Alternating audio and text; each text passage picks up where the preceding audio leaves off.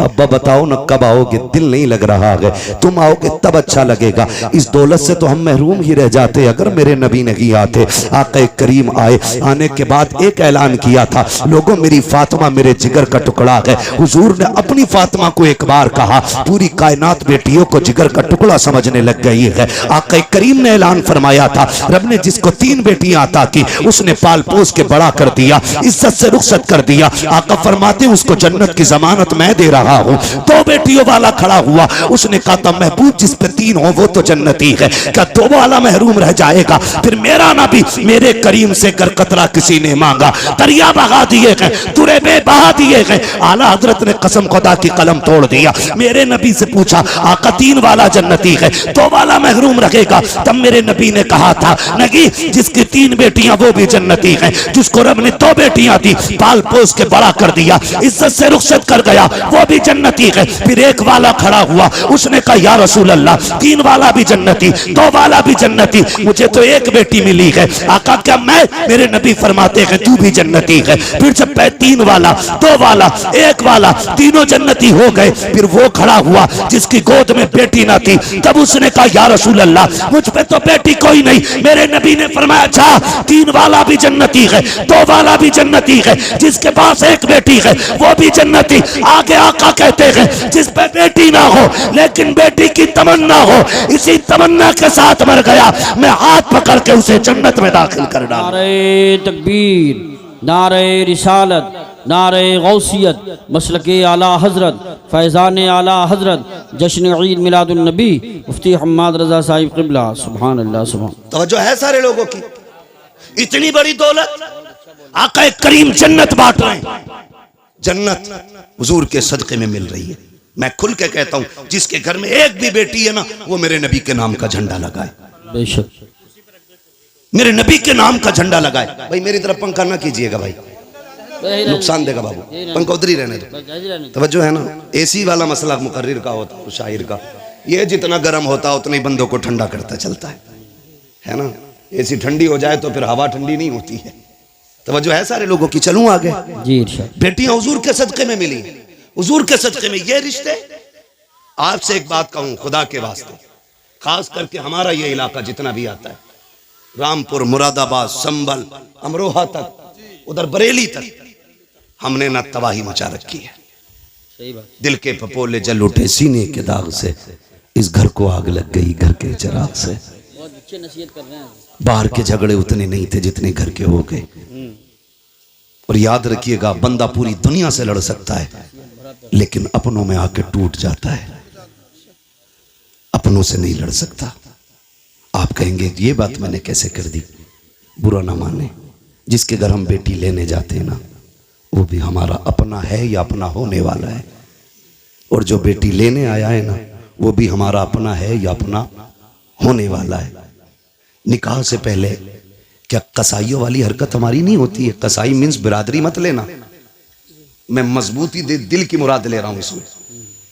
चलो इसकी जगह दूसरा जुमला बोलने, जल्लाद होते हैं हम लोग, जल्लाद होते हैं। 10 लाख देगा तो बारात आएगी, वरना जा अपनी बेटी की बारात कहीं से मंगा ले।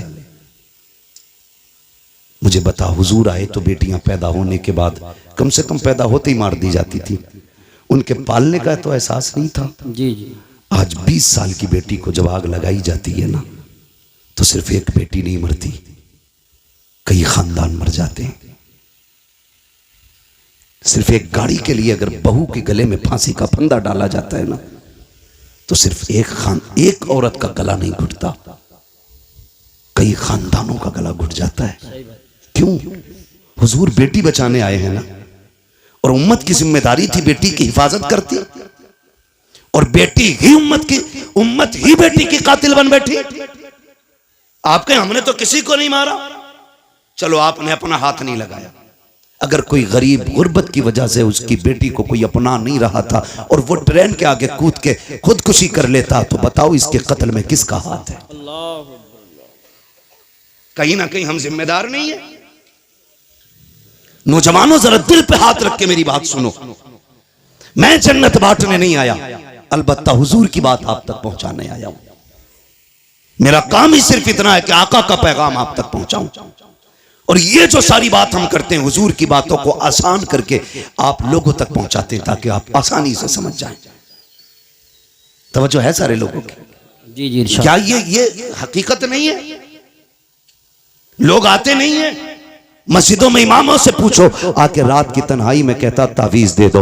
लोग आते रिश्ता करने के लिए लौट जाते हैं, पता नहीं क्या हो जाता। बेटी नेक भी है, खूबसूरत भी है, लेकिन इतना है मैं उसकी मांगी हुई गाड़ी नहीं दे सकता। अलबत्ता मेहमानों को इज्जत की 2 रोटी तो मैं भी खिला देता हूँ। खुदा की कसम कमी कहीं नहीं रखी जाती है। हमारे खानदानों के इख्तलाफात, हसद की आग इतनी लगी रहती है। जहाँ किसी की बेटी की रिश्ते की बात आई, करवट वाला पता लगाता कहाँ के लोग आए थे, कहा फला जगह के। क्या हुआ कि 5000 रुपए दे गए अपना के। तो इतनी फिक्र उसको नहीं होती है जिसके घर रिश्ता हो रहा है, जितनी पड़ोसी को होने लगती है। कहता नंबर पता करो, नंबर निकालो। ढूंढ के नंबर निकाल के कहता यार तुम ही आए थे कल लड़की देखने? कहा हाँ आए तो थे। कहा तुम्हें कुछ और पता चला? कहा क्या? कहा बस रहने दो, अगर नहीं पता तो हम क्या बताएं।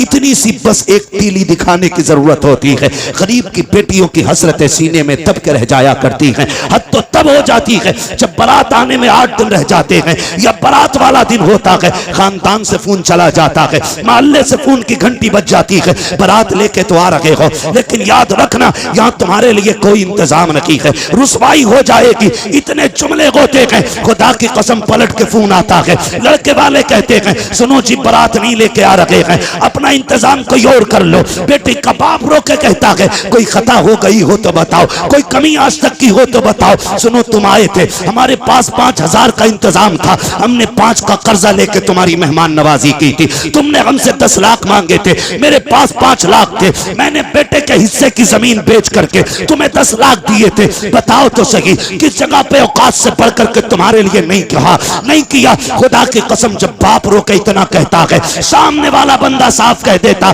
बारात नहीं लानी है, हमें आना ही नहीं है, तुम जो चाहो करो। मुझे बताओ तो सही तेरी एक फोन की घंटी ने किसी की जिंदगी में आग लगा दी है, किसी बाप की जिंदगी भर की खुशियों को तबाह कर दिया है। और ये तो बाप का दर्द है, उस बेटी के दर्द को कौन समझेगा जिसके हाथों की मेहंदी लगी की लगी रह गई, जिसके बदन पर सुर्ख जोड़ा चढ़ा था लेकिन निकाह तक न पहुंच सकी है। कौन समझेगा उस बेटी के दर्द को जिसने अपने जीते जी अपने आप को बेवा महसूस किया हो। और तुम्हें खुदा का वास्ता अगर किसी का दिल दुखाया इस तरह, दुनिया का तावीज तो क्या पीर गले में लटका लेना, कुछ नहीं हो सकता है। अगर सुकून चाहते हो टूटे दिल जोड़ दो, खुदा तुम्हारे रिश्ते अपनी रहमतों से जोड़ डाले। नारे तकबीर, नारे रिसालत, नारे गौसियत, मसलके आला हजरत, जश्न ईद मिलादुन नबी, उलमाए अहले सुन्नत। सुभान हुजूर बेटियां बचाने आए हैं, बड़ा अच्छा पैगाम, बहुत अच्छा पैगाम बचाने आए हैं। वो हमने बेटियों के गले काट दिए।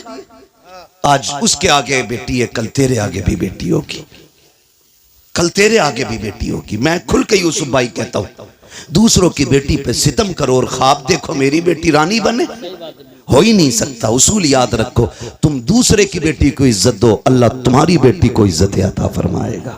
बेशक ये उसूल है, तुम दूसरे की बेटी को इज्जत दो, अल्लाह तुम्हारी बेटियों को इज्जत अता फरमाएगा।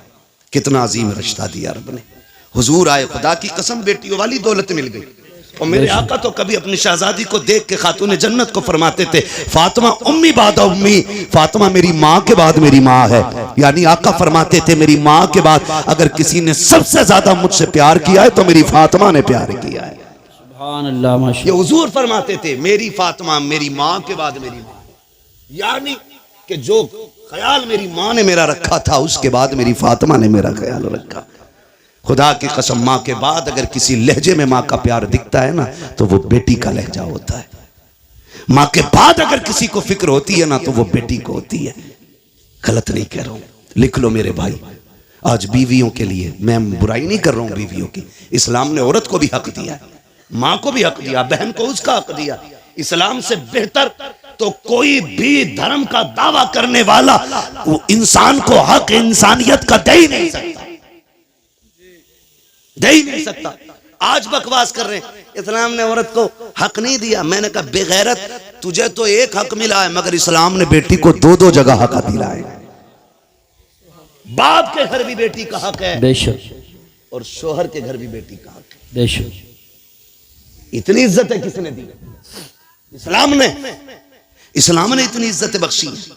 भाई सुने गौर से, बेटी के रिश्ते बड़े अजीम होते हैं। आपसे इतनी गुजारिश है, छोटी सी बात, भले उम्र एक कम कर लेना, लेकिन बेटी को उसका हक दे के मरना।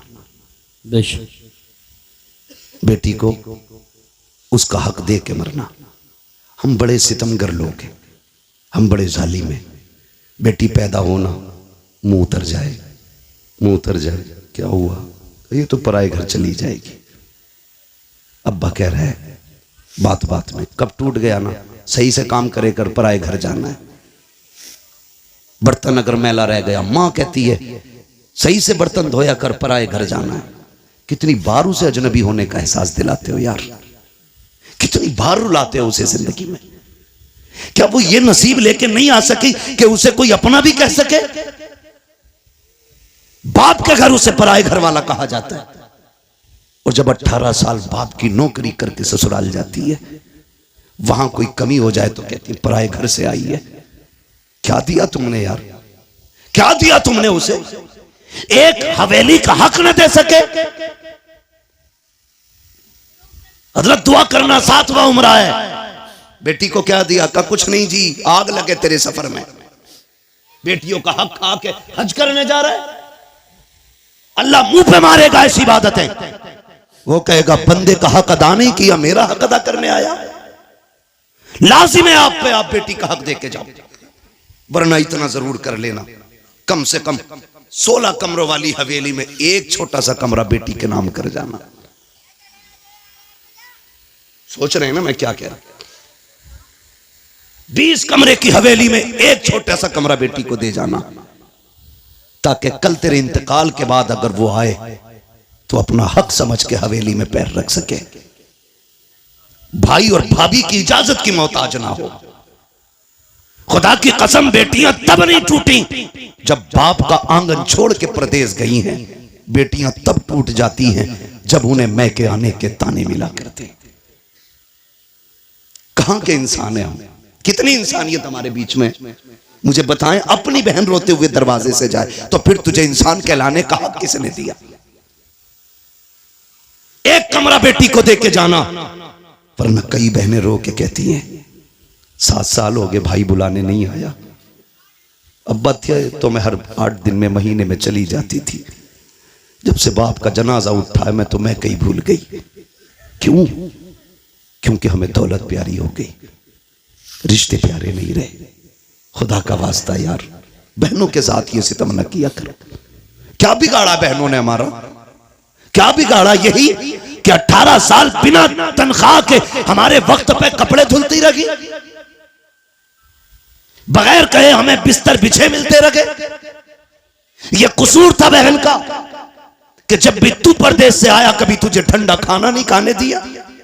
यह खता थी बहन की। बहनें कहती रही मेरा भाई यूसुफ आता होगा, मेरा भाई आकिल आता होगा, मैं उस वक्त रोटी पकाऊंगी जब यह दस्तरखान पे बैठेगा। बता इतनी फिक्र कौन करेगा? उसके लिए तुमने बहन छोड़ दी जो पका के रख के कहती किचन से निकाल के खा ले, जो कहती मुझे वक्त नहीं है, तू लेट आया, खाना मैंने वक्त पे बनाया था, उसके लिए बेटियां छोड़ दी। बदलो यार अपने आप को।